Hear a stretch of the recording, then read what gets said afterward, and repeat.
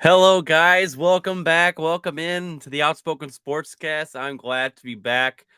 Episode number 85 here, and it's called I Am Back, and it's hopefully going to be better than the Cam Newton I Am Back edition here. So, because Cam Newton has been just horrible after his I Am Back game last week.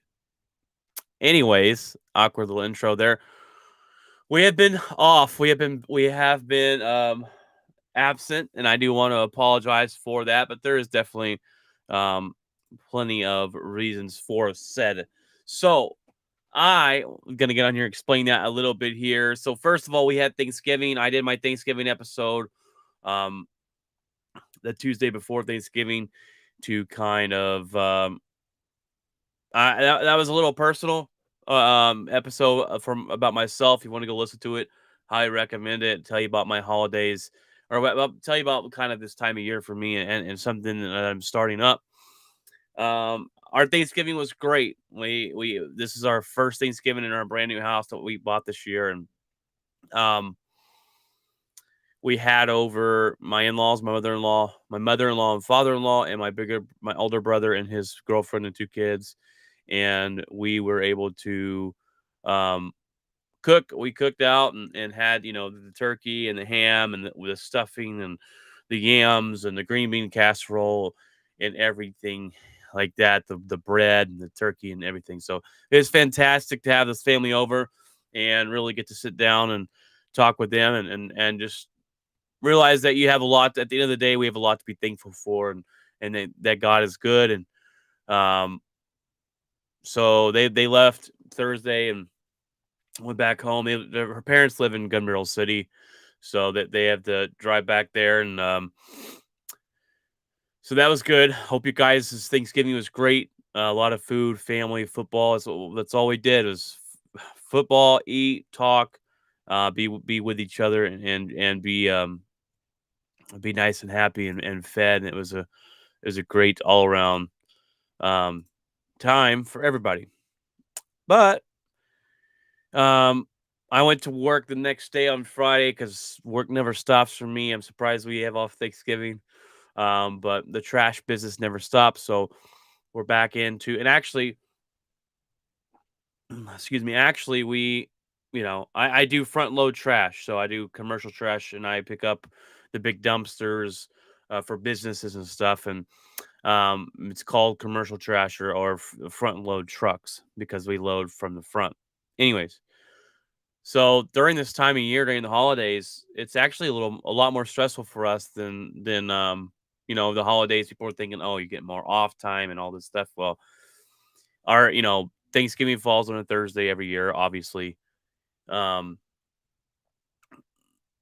so that Thursday route, we still have to pick up, and we have got to find time to make it happen between Monday and Wednesday, and then Friday and Saturday as well. We got to pick up that route. So it adds a little more to our plate during the week, and so it can be a little more stressful. And the same thing when things or Christmas and New Year's fall on a this year they fall on Saturday, which is fantastic for us. But usually if they fall on a Monday or a Tuesday or whatever, we got to find time to run that same Monday or whatever route during the week. So it could be quite as stressful out here for your front load trash people. So and residential, they do the same thing. They run a certain route. There's days of the week, and when those days are gone, when they're off those days, they're forced to be off those days. They've got to figure out how to get it all done. So, um, feel free to leave your trash people some gifts or some water or whatever you want to do. But don't forget about them. Um, so we had Thanksgiving. Like I said, it was great. It was wonderful. Jeff came down, co-host Jeff on the show, came down, and we were actually able to meet Friday. Friday, I worked about 14 hours at work. Um, I ran out of gas in my truck. It was a fun day. So Jeff and I were supposed to meet at 4. I met him about 4:30 ish. We went out and hung out and got a Philly cheesesteak from this place called the Philly and Burger Shack. It's in Watauga off Denton Highway, and his family that he's visiting was in Watauga, so it works out great for us just to meet there. And I haven't seen Jeff. It's been shoot, it's been a long time. I'd say I'd say a long time. It's probably been 2, 3 years since we've seen each other. I don't know. Jeff is on this episode tonight. Um, he'll be back on this next week, but I'll have to answer that question. It's been a long time since we've seen each other, but it was good to see him catch up. He's telling me how his trip's gone, and he's back in Colorado now. So Saturday comes. Um, the wife's not feeling too good. She goes to work, and she works. She has a long, hard day. She grooms dogs on Saturdays at Petco, and she went into work, and she wasn't feeling too good. But she was like, she gets sick this time of year. Usually, a lot of people do with a change of weather, and she always gets a lot of head cold, congestion in her head, and it's just takes some medicine, a little bit of rest, and she's good to go. Well, so she came home from work and she crashed. She's like, I'm going to go to sleep. I'm so exhausted. Um, Sunday she was exhausted, still sick. Um, Monday I go to work. I feel pretty good. My stomach's starting to bug me. I thought maybe I ate something different. I ate something wrong, or something was just upsetting my stomach. A little bit of congestion. It's that time of year. It gets a little colder. That's what happens to us. So then Monday rolls. Monday is here, and my wife's still not feeling better. She starts running fevers now, and I'm thinking to myself, "Crap, this might not be just your normal day sick." So we have a couple COVID tests, and we take them, and we got COVID. So that's kind of also why I've been absent from the show. Um, my wife got COVID. She passed it along to me. Um, my mom and dad, they live with us. They moved in with us, and this one of the reasons we chose this floor plan. But we all live together.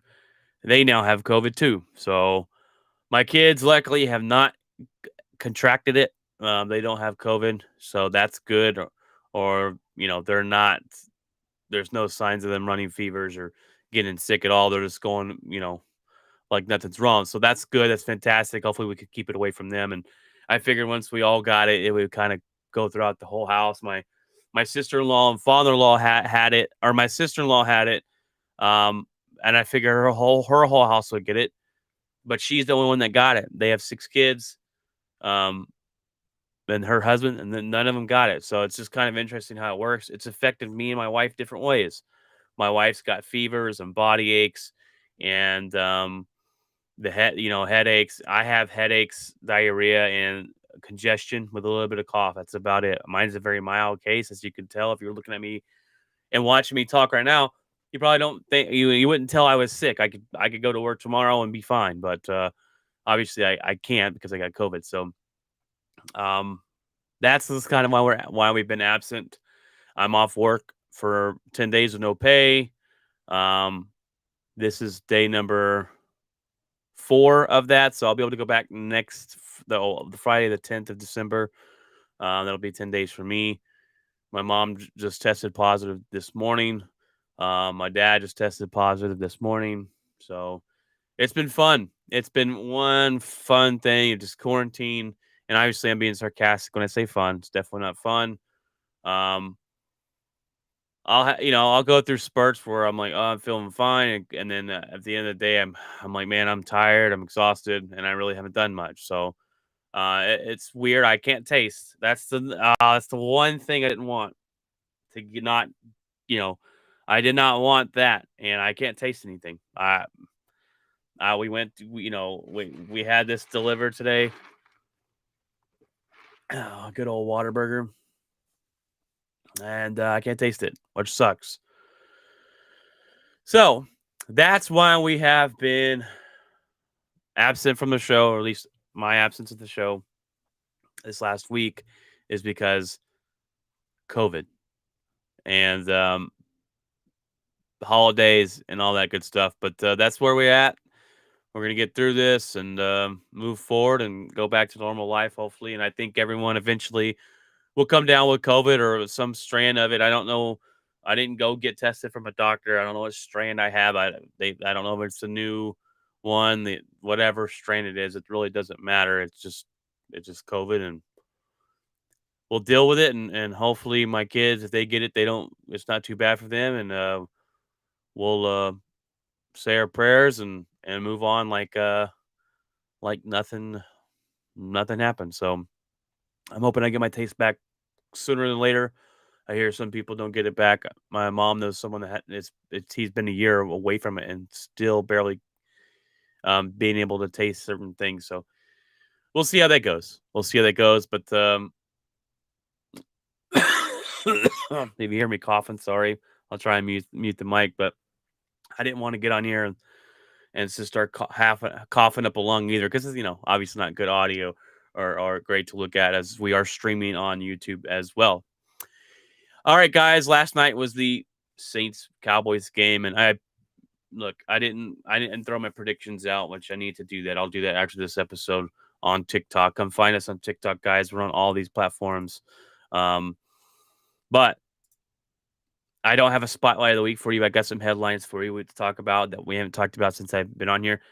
I'll give you the top games of the week coming up, and then I'm going to brag about the Packers beating the Rams. So I haven't been able to do that yet, but I'll throw out my predictions there. The Cowboys should have beat the Saints. They did. They didn't look too great at doing so, and a win's a win, and you can't really take anything away from them. Yeah, when you're looking at your teams to what I've always said is, because people want to talk about schedules and, oh, your schedule's easy, or what not talking to Green Bay. Our Green Bay schedule's been pretty tough, but just when you look at schedules and you look at the schedules of a team and you go, oh, well, when they use that excuse of, oh, you got an easy schedule this year, so that's why you're winning. Well, you know, they don't make up the schedule. If you're a good team, a competitive team, you look at how they win against the teams they should beat, um, and how they handle playing the good teams that are on the record. And the Cowboys go.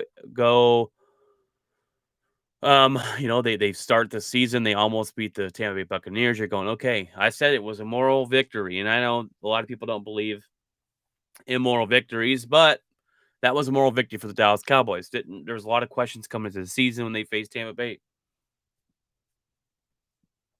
and they almost beat them. And they were like, okay, we almost beat the champs. They're a good football team. Um, this is a moral victory. We can lead that game knowing that, hey, we're better than a lot of people think we are. And they started off on fire.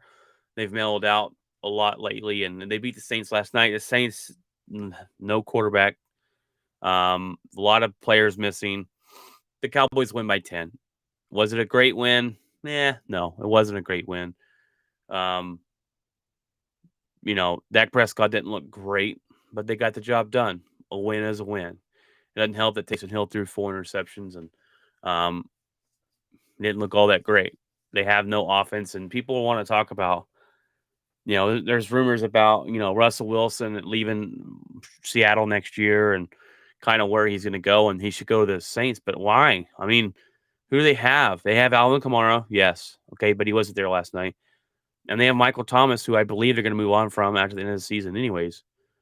Who do they have if Russell goes there? Not much of anybody. So I don't know why he would sign up for that, but um, the Saints are a far cry from who they were when they had Drew Brees and um, a younger Drew Brees. Drew Brees' last year was not very good, but anywho, Cowboys get the victory last night. I didn't. I was gonna stay up and watch it. I sent my kids to bed, and I ended up passing out. And I had to wake up and watch the highlights of that game because I wasn't able to physically stay up and watch it. But I digress. The top games this week, there wasn't a lot of games that I was like, oh, those are going to be great games to watch. Bills versus Patriots, that's going to be a good one. And I'm going to pick the Patriots to win this one. I think the Bills have struggled this year. The Bills have struggled to get the job done. They've struggled to tell us that they're actually contenders. Last year, when you looked at the Bills, they had a higher power offense. Um, they were scoring a lot of points. That team looked like, okay, wow, this team's going to go somewhere. And this team hasn't really done that this season for me. They haven't really popped up the page. I don't know what it is. I think it's Josh Allen struggles. This defense is playing okay, but the Bills cannot run the football. I don't know if what the deal is there. I don't. Is it Josh Allen not playing really well? Is it all the above? Is it the coaching? Is it the defense? It's just a lot of issues there going on with the Bills this season, and they're about to walk into the number one defense in the NFL, the Patriots. It's not going to go well for the Bills. This is a game. The Patriots win will continue to push the point that I've been talking about this is the team to be in the AFC. And the Bills win this game would be bigger for them. It'd be like, okay, maybe this team is capable of showing us that they are contenders, showing us that they are real. Because I haven't seen it from the Buffalo Bills this season. You guys haven't seen it from the Buffalo Bills this season. The Bills Mafia has got to be pretty frustrated with the way this team's playing this season. And it kind of remind me of Green Bay last year. Last year the Bills and Patriots kind of reminded me of each other. They were both scoring a lot of points. I felt very confident last year when Green Bay played, and I said, "Man, we're going to the Super Bowl. We're scoring. We have the highest scoring offense in the NFL. This is the year we're going to go." The defense was good enough to win, and we choked it away in the NFC Championship game. Yes, make fun of us. I get it. The Bills were that way last year. They scored a lot of points. They played okay defense. Thought maybe they could have got somewhere. Well, this year they've kind of fallen off big time, and the Packers' offense has fallen off a little bit from what they were last season. But the Packers have find ways to win and winning different ways, and our defense is really good. That's the difference this season. But the Bills are not. If they win this game, this is a game I think they must win to prove to us that they can win against competitors. If they lose this game and they go out and get blown out, the Bills are just be another disappointment this season. So, and I like Josh Allen and I like the Buffalo Bills, but I don't think they got it in them this year. The Bengals versus the Chargers. This too should be pretty good. The Bengals, Joe Burrow um, versus. Well, I know I always forget his name. Justin Herbert. Thank you, Justin, the man Herbert. The Chargers have been iffy this year. They've been up and down a lot. So have the Bengals. The Bengals still 7-4. This ought to be a good matchup. I'm going to go with Cincinnati in this game to win. Give me Joe Burrow. This should be a good game. I think it's going to be a 34-31 game. The Bengals pick this one up. Now, that's a tough one because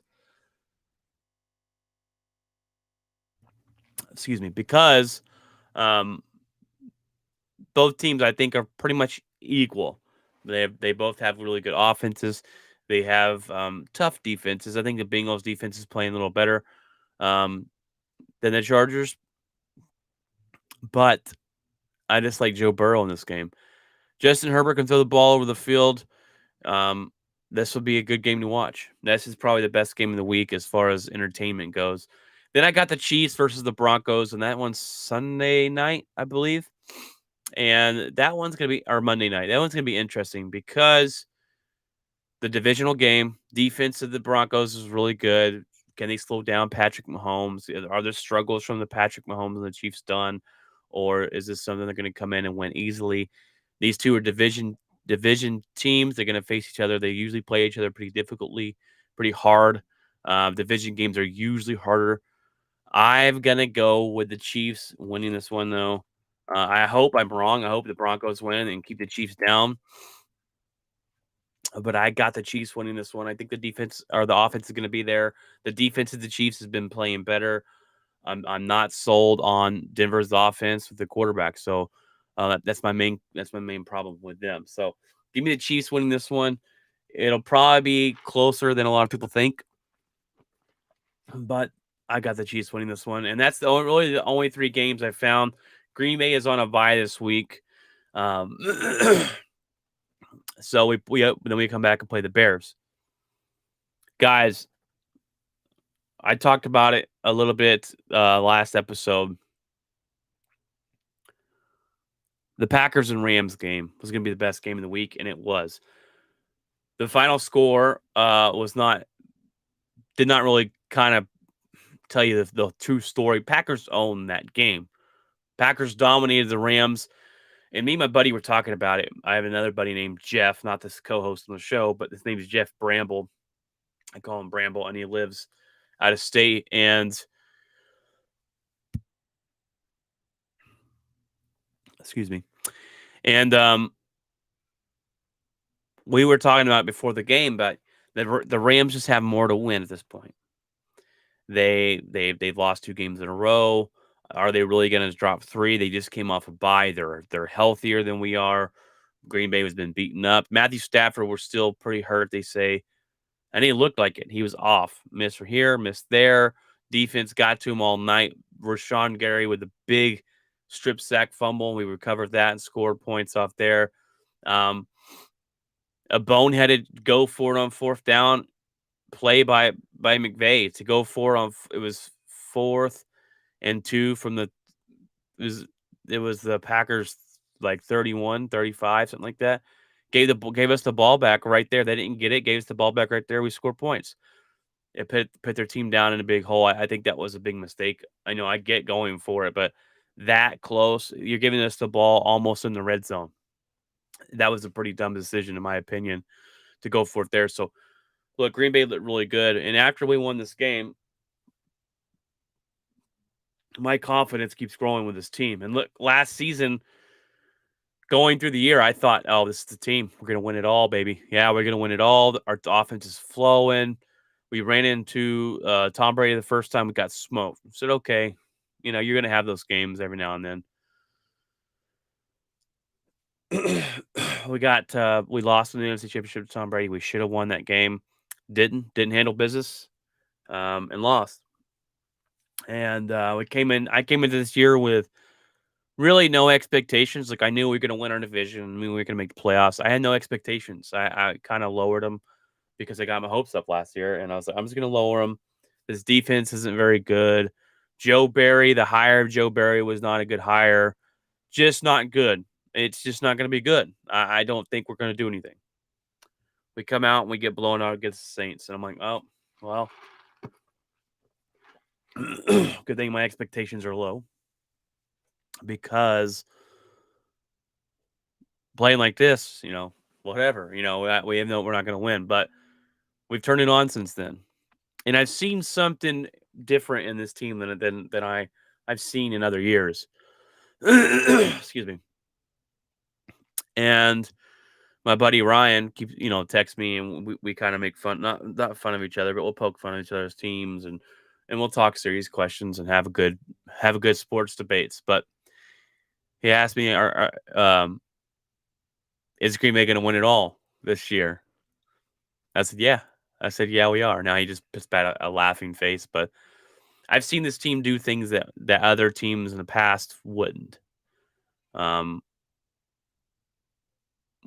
We would have not of won the Seattle game in the back in the day, where our offense didn't do anything 99% of the game, and we finally showed up there in the 4th quarter and second half of that football game. we wouldn't have won those games back in the day. Our offense would have just fell apart. Our defense would have eventually just given up and let Seattle score, and we kind of would have just whatever. We'll move on to the next game, and we didn't do that with Seattle. We beat them.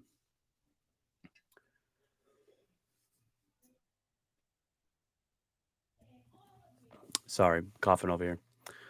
Um, we're finding different ways to win. We're not forcing Aaron Rodgers to throw for 400 yards and 4 touchdowns a game. Heck, when he did throw for 4 touchdowns, we ended up losing to the Minnesota Vikings. Um,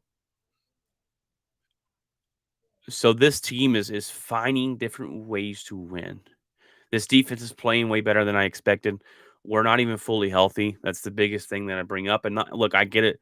Not everyone's fully healthy, but we're missing all stars. We're missing the best left tackle in the league, David Bakhtiari.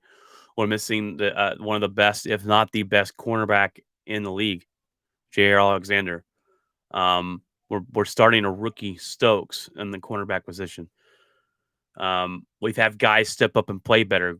I got to give it. Kevin King has played better this year. He's been graded really high and playing fantastic. Rashawn Gary, who a lot of Packer fans thought was a bust, has turned out to be our pass rush. He is the guy now. Zadarius Smith is out. He'll be back.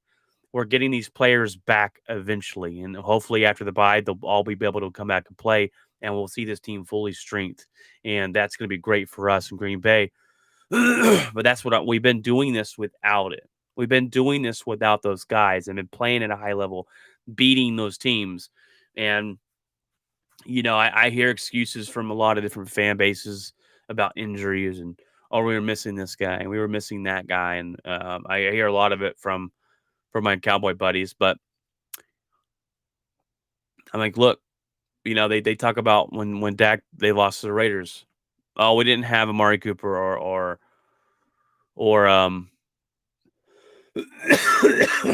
sorry, excuse me. They didn't have Amari Cooper or CeeDee Lamb, and they didn't beat the Raiders. Oh, we didn't have those two. That's fine.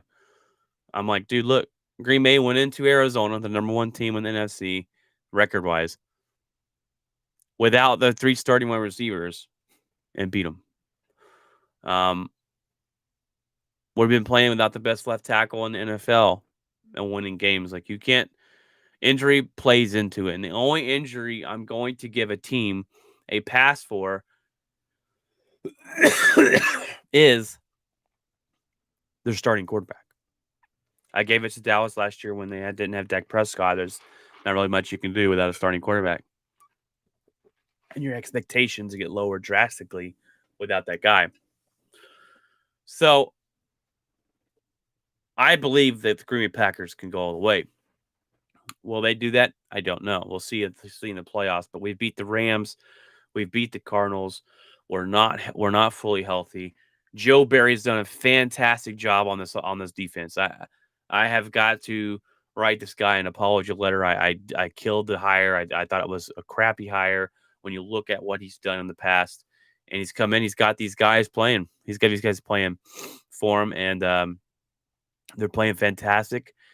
And I'm excited to see it. So if we get Zadarius Smith back and Jair Alexander back, and Kevin King keeps playing the way he's playing, and Amos, and the most underrated guy on our team is Adrian Amos. He's a beast, and he's been playing lights out. Hopefully we can keep him on the team. Now, I got to have guys on the offense step up.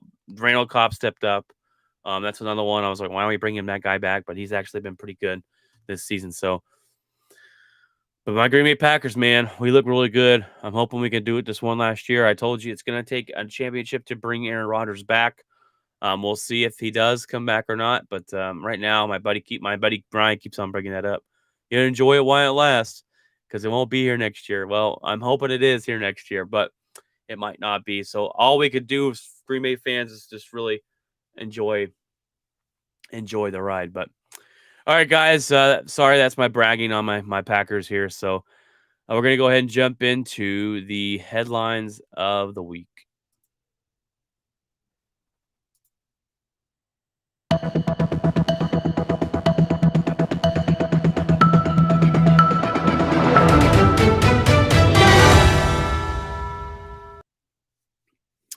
All right, guys, we're gonna jump into the suspension that was brought down by the NFL to Antonio Brown was suspended 3 football games for using a fake vaccination card and lying to the NFL and his teammates. Now, Aaron Rodgers was killed because they thought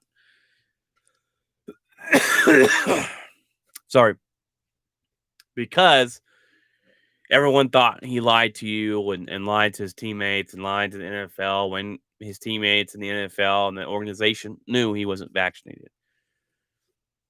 Um, this is what Brown did. He lied to everybody. He took a fake vaccine card, gave it to his teammates, gave it to his coaches, and said, "Hey, I'm vaccinated. Here you go. Here's my proof." And he lied about it. It's fake, false. This is what this is what should this is the person you should kill, not Aaron Rodgers. Aaron Rodgers didn't do anything wrong. Antonio Brown is the one that did everything wrong. Him and a couple teammates actually suspended 3 games because of this. I guarantee you they called up the same guy and got the same fake vaccination card from them. But these 3 games is a slap on the wrist. If the NFL wanted to take, especially with Antonio Brown's track record of what he's done and his actions and everything else, he's craziness he's caused in the league, but that's neither here nor there. Now, if the NFL wanted to make make an example out of him, they could have done that, and then they said, "Hey guys, this is how serious we take COVID," and they didn't. 3 games is not much, um, not much at all. And it's kind of funny because Bruce Arians came out when they first brought on Antonio Brown because he's such a head case that said one mistake and he's out of here. And they asked him the other day, "Hey, he made a mistake, and now he's, we'll see what his future holds." So he kind of he's backtracking, and I guess it's going to be all on Tom Brady. If Tom Brady says, "Hey, no, we got to keep this guy," then you're going to keep him, and they're going to keep him. There's no way they're cutting this guy loose in the season here. Sorry, guys, about my coughing. Like I said, I do have COVID. Don't worry though. No matter what you're told, you cannot get COVID through listening to the podcast or on your earphones. So don't worry, guys. You're completely safe. But yeah, Antonio Brown completely lying about it. Gets a slap on the wrist, and it's something that the NFL should have came down harder, in my opinion. But that's just me. What are your thoughts on that, guys? Now the other one is college football. My goodness, guys. My goodness. There has been so much of the college football landscape's changed because the head coach is leaving and going. And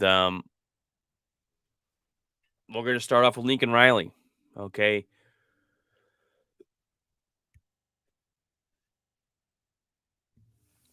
So Lincoln Riley decides he's leaving Oklahoma to go to USC. Now this one's interesting to me. And I think it's always funny when the coaches get annoyed when they ask them about these rumors that have been floating around, and they're like, "No, I'm dedicated. I'm here 100%." And then the next week they're gone to where those rumors said that they were. Um, Lincoln Riley, they asked him, "Have you heard about the rumors?" He's like, "I am not going to be the new head coach at LSU." Next question, and gets all pissed off. And next thing you know, he's at USC. This is interesting to me that he would leave Oklahoma now. Excuse me. Now, I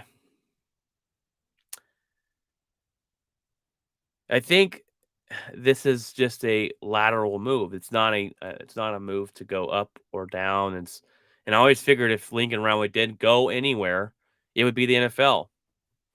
I didn't expect him to go to another college football program unless it was higher than OU, and I think SEC or the USC is a lateral move, and it's going to a weaker division, weaker conference, you could say, not division, conference.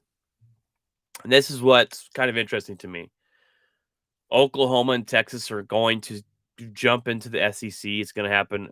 It might not happen this next season, but it's going to happen. Already talked about that, and it's already been approved. It kind of feels like to me, Lincoln Riley is moving, is jumping ship to a lesser conference to be a bigger dog. He's going to kill there. The Pac-12, he's going to dominate them. He's going to be the big fish in a small pond with USC, and a lot of people are going to go there because of Lincoln Riley. And OU has completely lost all the recruiting. Guys, they lost four, was it four 5-star players that were going to go there? That is huge. That is huge. I have them all right here. Oklahoma decommitments since Lincoln Riley's departure. 5-star quarterback Malachi Nelson. You got a 5-star wide receiver Brandon Ennis. A 4-star running back Trayvon Webb. 4-star defensive lineman Derek Moore. A 4-star offensive lineman Demetrius Hunter, and linebacker 4-star Kobe McKenzie. Those are just ones that have taken place.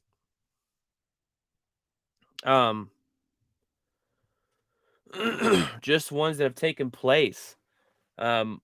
Since Lincoln Riley said, "Hey guys, I'm up on out of here. Out of here. See you later."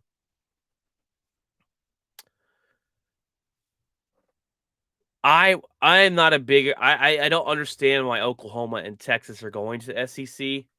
I think especially Texas, when you didn't really win the Big 12 very much, and you're gonna go play with the big dogs and expect to win with them and compete against with them. I don't get it. I guess maybe, you've understood that you've gotta play with the big dogs and beat them if you want a chance of the championship, which I can understand that.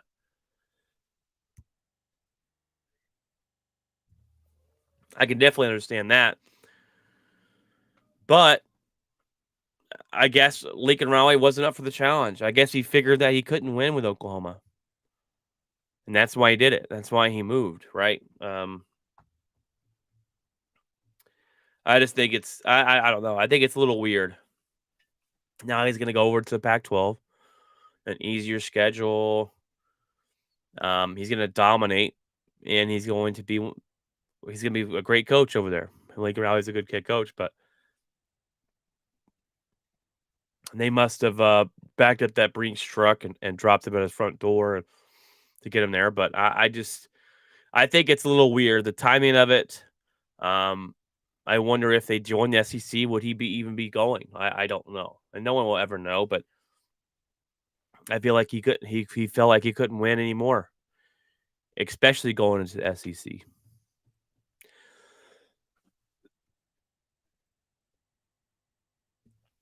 Another one of those is Brian Kelly left Notre Dame.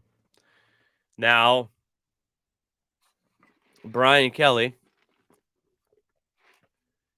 was the head coach of Notre Dame for a very long time. And Notre Dame is funny to me because I've never really seen him win anything.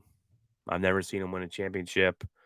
I've never seen them do any of that stuff. They have a lot of they're one of the prestigious schools in America, right?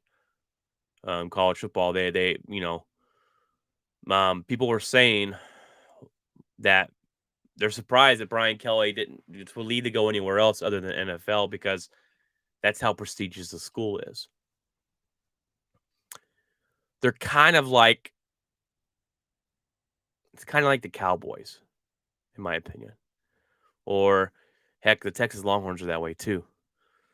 The Texas Longhorns. Now Notre Dame is obviously bigger than UT, but they're they're just they're their prestige, and you kind of really don't understand why. I mean, Like I said, I have never seen him win anything.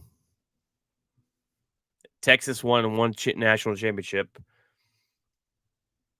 that I saw, and but that's it. They don't win the Big 12 a lot. They don't compete for national championships year in and year out. But everyone's like, oh, it's the University of Austin, it's UT, University of Texas. And I'm like, okay, what have they done? Notre Dame's the same way, prestigious. They've done a lot. Well, I haven't seen them do a lot. Sure, are they a good football team? Yeah, they're good, but do they compete for national championships every year? Have they won national championships? Have they I don't know. I haven't seen it. So Brian Kelly does go from Notre Dame to the LSU. He leaves to go to the SEC. The SEC is harder to win in. Now, Notre Dame wasn't independent, so they played just about everybody, but he'll go there to the SEC and battle with the big dogs. It's kind of funny though. I said it's going to take a lot to get me to leave. It won't happen. It's never going to happen. And there you go. He's gone. Maybe he felt like he couldn't win anything else in Notre Dame. Um, I don't know, but he's going to fight with the big dogs now, and I think I like this move better than Lincoln Riley's move. I'd give much respect to this move than Lincoln Riley's move. At least he went. At least he's going to a harder. He's going to a conference with the big dogs. And Lincoln Riley chose to bounce before he got to play the big dogs, and he's going to the Pac-12 where he can beat up on the Pac-12, and I just think it's interesting that Lincoln Riley left without going to the NFL. I thought that's where he was going next. Excuse me, guys. The congestion over here. This is kind of why I didn't do a episode this last week. I didn't want to get on here and sound like I'm coughing up a lung, which that's what it kind of sounds like. But I digress, guys. Kind of interesting. MLB is on a lockout, so there's that, and we knew that was coming. The MLB will probably start their season a little later this year. We'll play a little fewer games probably, but there'll be probably baseball back. And speaking of baseball, this next one kind of gets me into that. There's 4 players facing their last stand with getting into the Baseball Hall of Fame, and I think you have 10 years to get in. It's 10 years, I believe, to get into the Baseball Hall of Fame, if I'm not mistaken. And these are your controversial guys, okay? These are the Barry Bonds, Roger Clemens, Kurt Schilling, and Sammy Sosa. And if these 4 guys aren't voted in this next time, they will not be allowed in the baseball's Hall of Fame. And this is going to be the biggest question. Barry Bonds, steroid user. Sorry, Craig. I got a buddy named Craig. Show me the test that he failed. Okay, Craig. I'm gonna tell you like I tell everyone here. These guys are smart at hiding these things and not getting caught. There's a book out on Barry Bonds. There's a Barry Bonds hat size and shoe size kept growing until his late 30s, early 30s, whatever, mid 30s. That doesn't happen. He took steroids. It's a simple, easiest to look at to know that Barry Bonds took steroids. Do I think he should be allowed in the Baseball Hall of Fame? No, I do not. Do I think he'll get in? No, I do not. I think that the Baseball Hall of Fame voters will keep him out. Roger Clemens admitted to taking steroids. Did he admit?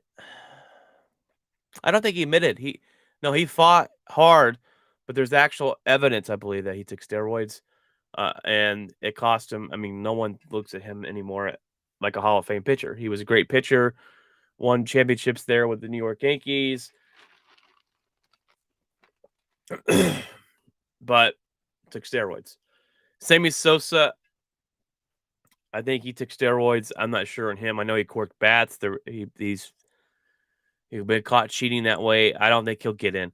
The only one on here that deserves to get in is Kurt Schilling. And Kurt Schilling is not in here, not in the Hall of Fame already because not cheating. He never cheated. He never took steroids. There was no accusations against him of taking steroids. It's because his mouth. He's very open about what he says. Um, and the Baseball Hall of Famers didn't like some of the things he said, so they kept him out. Which is total BS. It's kind of like the whole Terrell Owens debate. Terrell Owens deserves to be in the Hall of Fame in the NFL. You look at what they did on the field, not what they did in the locker room. Not what they say on social media.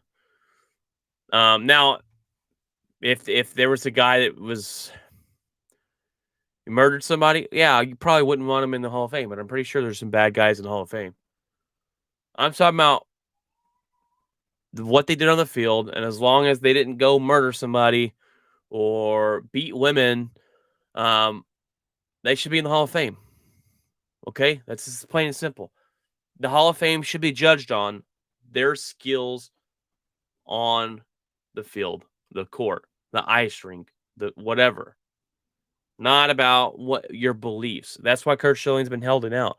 I think he does get in because they know he deserves to be in. Kurt Schilling was an amazing pitcher, and he deserves to be in. Baseball Hall of Fame cannot keep him out or should not keep him out. They can, I guess.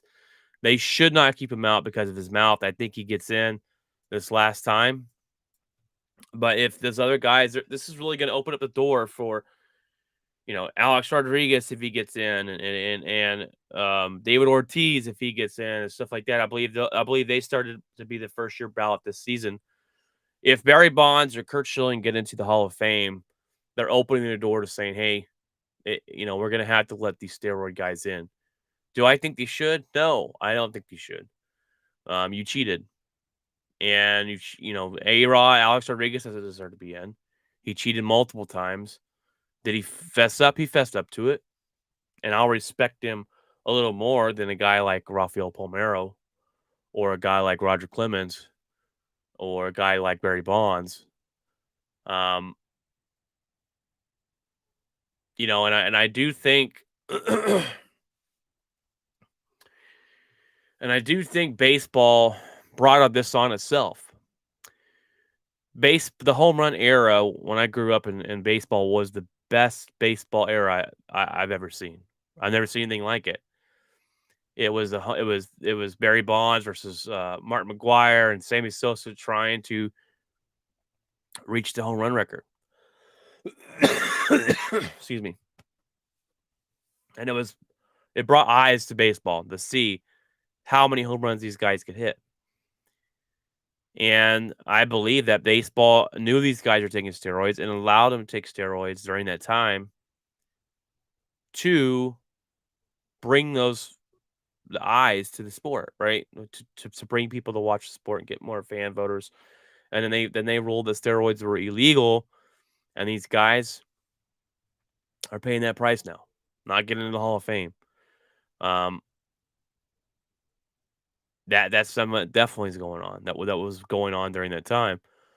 Mark McGuire took steroids at that time, but they were legal steroids that baseball allowed them to take, and then they kind of said no, they're not legal anymore. And did he ever? Mark McGuire is one of those ones you can clearly tell he took steroids, but at the time they were legal.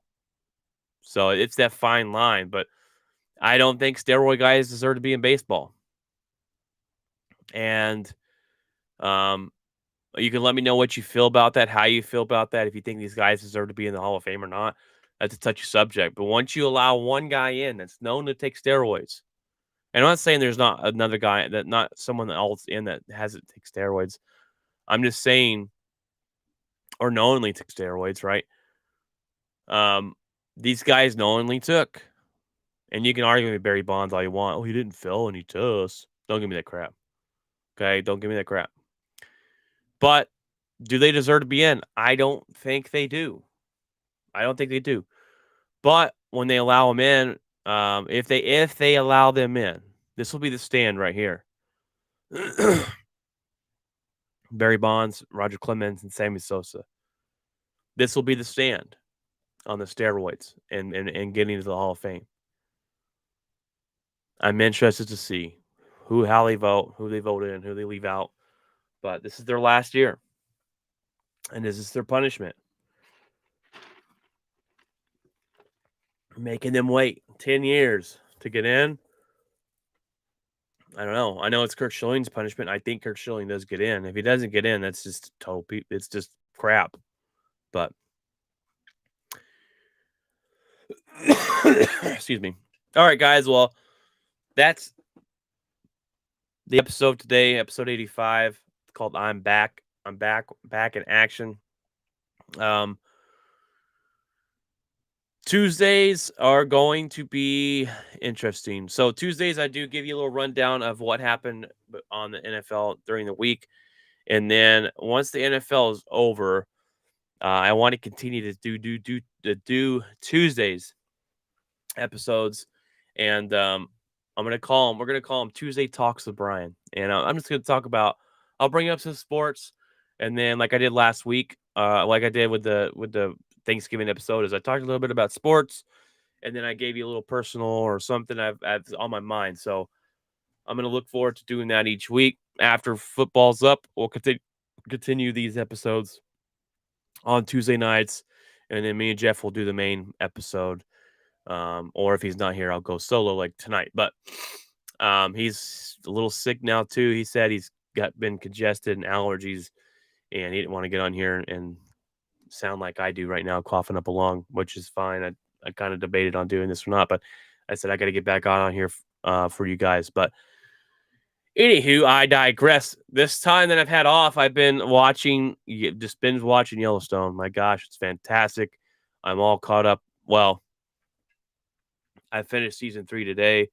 I got to go buy season 4 or look up how to buy season 4. I think it's on Amazon Prime to finish it because it's fantastic. It has got me hook, line, and sinker. It is my favorite show I've seen. And it's my favorite show right now by far.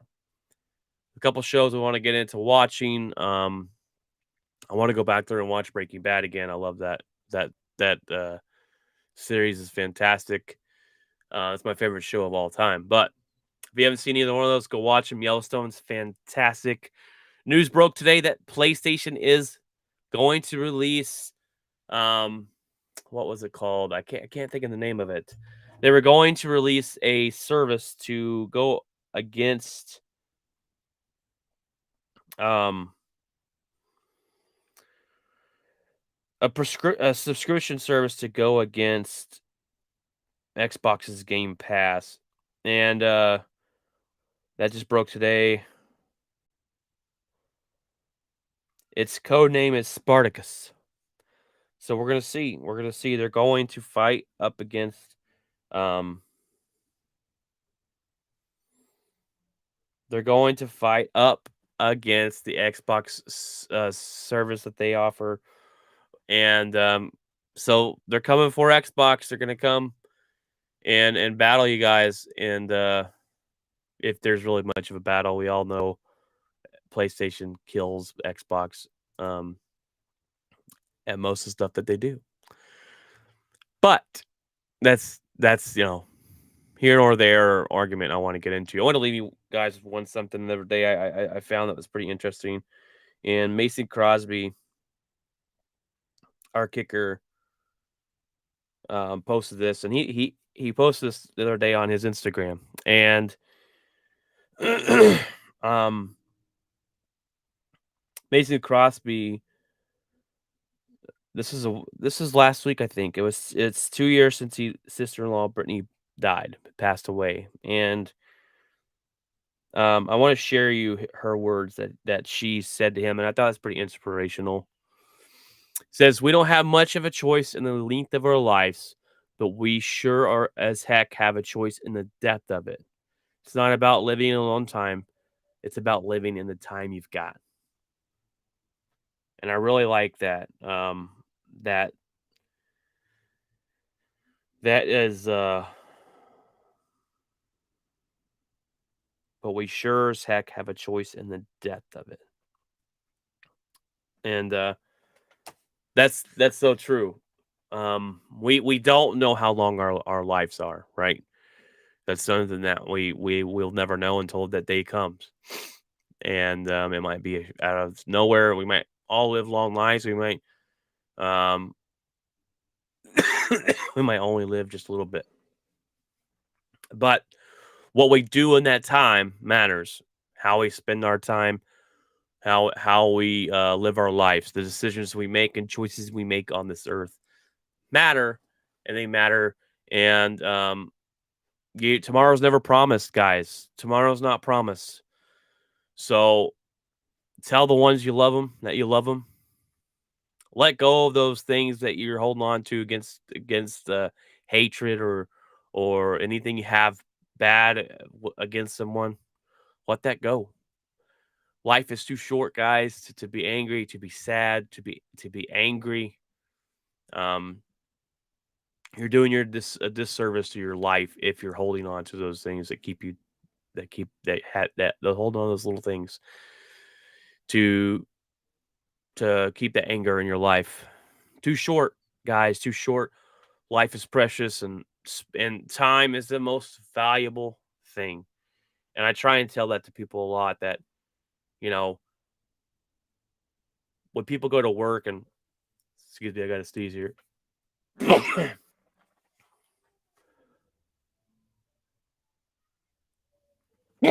Excuse me. When people go to work and you find yourself working a lot of hours, and it's great for when you can have that perspective of money isn't always the answer. Time is the most important thing on this earth. Not money, time. Make sure you spend that time wisely. Spend it with your loved ones. Spend it with your family. I'm a family man. I love my daughters. I have 4 of them. I love my wife. I love my family. I spend as much time with them as I can. Everything I do for them. But I spend time with them. I take time to make sure that they know they're loved, and to take my kids out to the park and take my kids out to eat and spend time with them. When I'm going to the grocery store, I take them out to go grocery shopping. I do these things with them. It's spending time with them. It's more valuable than a Christmas present you put on that tree. I promise you that. More the time you spend with them is more valuable than what you can buy them this holiday season. I'm off for 10 days, guys.